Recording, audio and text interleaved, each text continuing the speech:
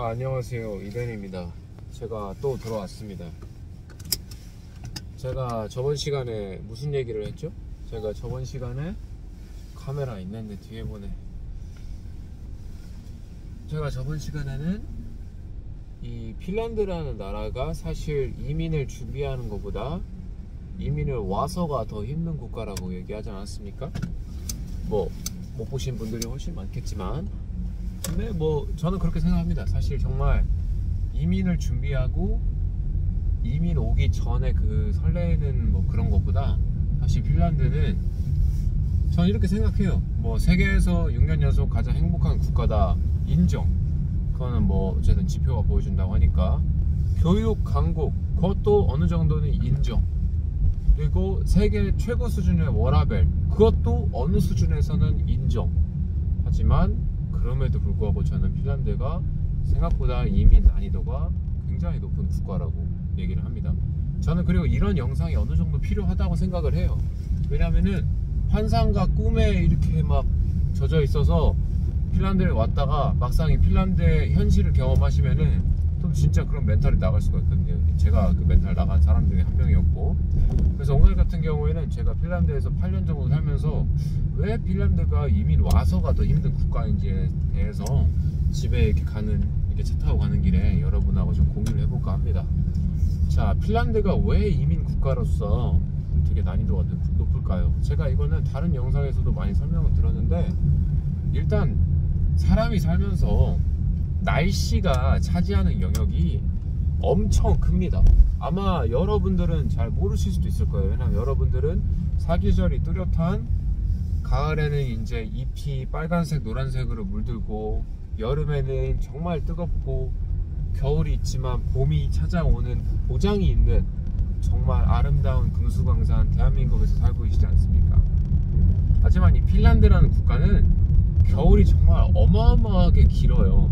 그러니까 10월만 돼도, 10월이 뭐야, 9월 말만 돼도 되게 춥고, 그리고 결정적으로 춥기만 하면 내가 그렇게 큰 불만이 없겠어. 내가 춥기만 한데 내가 이런 소리 하면은 여러분한테 엄살쟁이라는 소리를 들어도 저는 억울하지가 않지만, 일단은 10월부터 시작해서 해가 진짜 빨리 집니다. 10월에는 한 과장 안 하고 한 해가 6시쯤 진다고 생각을 해볼게요. 근데 이게 급격하게 빨라져서 11월부터는 해가 한 3시면 그냥 진다고 생각하시면 돼요. 그러면 뭐 해가 한 새벽 5시에 뜨냐? 그것도 아니에요. 한 7시나 한 8시, 뭐 9시쯤에 뜹니다. 그러니까 해가 뜨는 시간이 7시간이 채 안 돼. 그리고 해가 곱게 뜨는 게 아니라 해가 흐리게 떠요. 그러니까 흐린 날씨 몇 시간에 또 엄청나게 또 어두워지는 거예요. 이제 그게 이제 핀란드 날씨. 그렇기 때문에 일단 겨울이 되게 어둡고 춥기 때문에 사람이 굉장히 뭐랄까 우울해지고 무기력해지고 막 그럽니다. 그래서 그런지 핀란드에서는 또 재택근무 같은 게 되게 인기가 많아요. 왜냐면 그때 재택근무 하시는 분은 겨울에 핀란드를 탈출을 할 수가 있거든요. 스페인이나 뭐 스웨덴도 비슷하겠지. 스페인이랑 뭐 포르투갈이나 이렇게 해 많이 드는 나라로 탈출을 많이 합니다. 근데 이제 저처럼 사업하고 뭐 식당 운영하고 뭐 이런 사람들은 갇혀 있는 거죠. 추위에 떠는 거죠. 아침에 나갈 때마다 무섭고. 그리고 이제 겨울이 되면은 눈이 왔을 때 눈이 뭐 귀엽게 1, 2cm 소복이 쌓이는 게 아니라 10cm, 20cm, 30cm 막 이렇게 와버려요. 그리고 그거 아시죠? 눈길 운전에 장사가 없어요. 그래서 눈길 운전 때문에 뭐 사고도 많이 나고, 특히 헬싱키에서도. 그래서 되게 날씨 때문에 되게 힘들고, 물론 백야 현상도 있죠. 일단 뭐 4, 5월부터는 이제 해가 좀 많이 뜨기 시작해서 해가 늦게 지고, 한 6월 23일, 24일 핀란드에서 유한누스라고 하는데, 그때가 해가 제일 길거든요. 그래서 그 해가 제일 긴 날을 기념하는 게 유한누스예요. 그리고 이제 그걸 기점으로 점점 짧아지지만 적어도 7월, 한 8월 초까지는 그래도 해가 많이 들긴 합니다. 그럼에도 불구하고 겨울에는 영하 20도 밑으로 추워지는 이 날씨와 끝없는 어둠, 그리고 이 추위, 이런 것 때문에 핀란드가 이민 국가로 난이도가 높다고 얘기할 수 있고, 두 번째는 뭐냐면 핀란드는 되게 부자로 살기 힘들어요. 왜냐면은 세금이라는 이런 엄청난 숙제가 있거든요. 자, 여러분들이 이제 세금이라고 해서 가장 와닿을 수 있는 것부터 먼저 얘기를 해볼게요. 부가가치세라고 아시죠? 물건 살 때마다 붙는 세금. OECD 평균 부가가치세가 9%에서 이제 11% 사이에 왔다 갔다 합니다. 핀란드가 몇 퍼센트인지 아세요? 24%예요. 24%. 그러니까 예를 들어서 제가 이 차를 산다. 뭐 예를 들어서 제가 무슨 핸드폰을 산다. 그러면은 그 물품 가격이 24%가 부가가치세를 붙으니까 여기 물가가 비싸겠어요? 안 비싸겠어요? 당연히 엄청 비싸죠. 한국이 한 9% 정도 하는 것 같던데 한국보다 15% 정도는 더 비싸다는 얘기잖아요. 적어도. 그리고 인건비도 엄청 비싸요. 그러니까 인건비가 비싸니까 저같이 이제 업장을 운영하는 입장에서는 엄청나게 타격이 크죠. 그러니까 저 엄청 몸으로 뛰어야 돼요. 직원으로 이제 운영이 되고 제가 이제 가끔씩 가서 이제 확인하고 매출 확인하고 그런 게 아니라 저 현장에서 엄청 많이 뛰어야 된다는 얘기예요. 사업을 운영을 해도. 그리고 직원으로 있는다고 해도 직원분들은 또 소득세를 엄청 많이 내요. 그러니까 소득세를 엄청 많이 낸다고 해서 막연히 많이 낸다는 게 아니라 제가 좀 브레이크 다운해서 설명을 해드릴게요. 물론 소득이 엄청 낮으면 소득세가 0.5%로 찍힐 수도 있어요. 2%로 찍힐 수도 있어요. 근데 기본적으로 내셔야 되는 연금이 일단 7%고 그리고 실업급여라고 해가지고 그게 또 2%가 나가요. 그러니까 아무리 낮은 세금 카드를 가지고 계셔도 적어도 9%부터 시작을 한다는 거예요. 그리고 핀란드에서 이제 이민 오시는 한국분들은 적어도 괜찮은 직업으로 취업이 되거나 유학을 해서 괜찮은 곳으로 취업이 되시거든요. 그러면 이제 그때부터는 소득세가 한 28%, 33% 이렇게 되는 거예요. 근데 게다가 이제 또 엄청나게 잘 부는 연구직이다 혹은 이제 의사 선생님이다 이러면 이제 거의 세금으로 이제 반절 나간다고 보시면 됩니다. 그렇기 때문에 창업을 해서도 부자 되기가 사실 힘들고 고소득 뭐라고 해야 되나 노동자가 돼도 엄청 부자 되기가 힘들기 때문에 개인적으로 좀 돈 쓰고 막 이런 거 좋아하시는 분들이 과연 핀란드가 최적의 선택일까 이런 생각을 좀 해봅니다.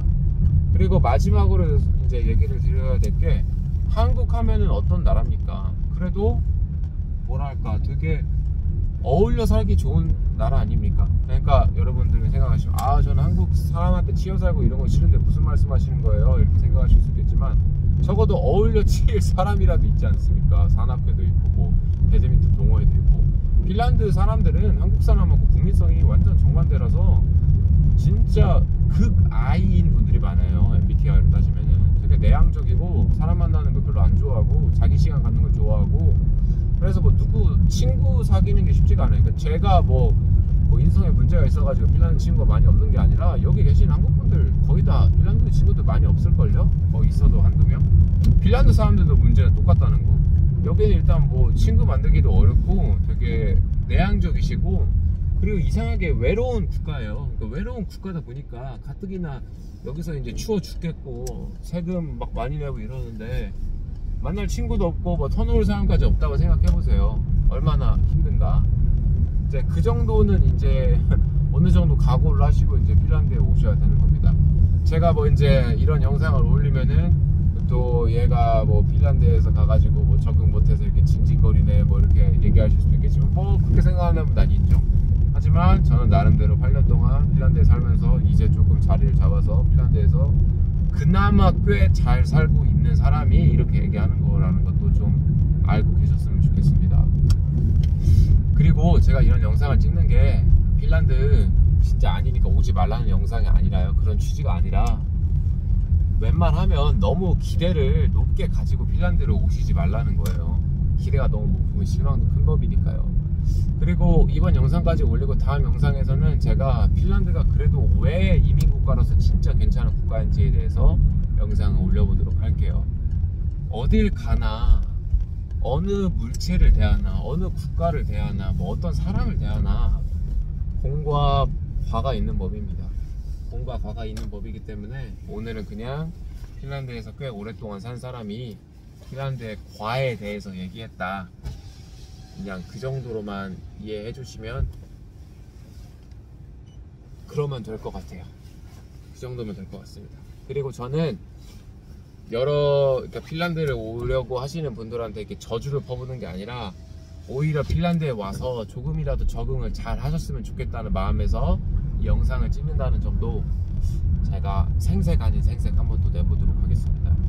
오늘도 힘든 여러분의 하루에 조금이라도 이 영상이 도움이 되었으면 좋겠고 항상 진심으로 응원하겠습니다.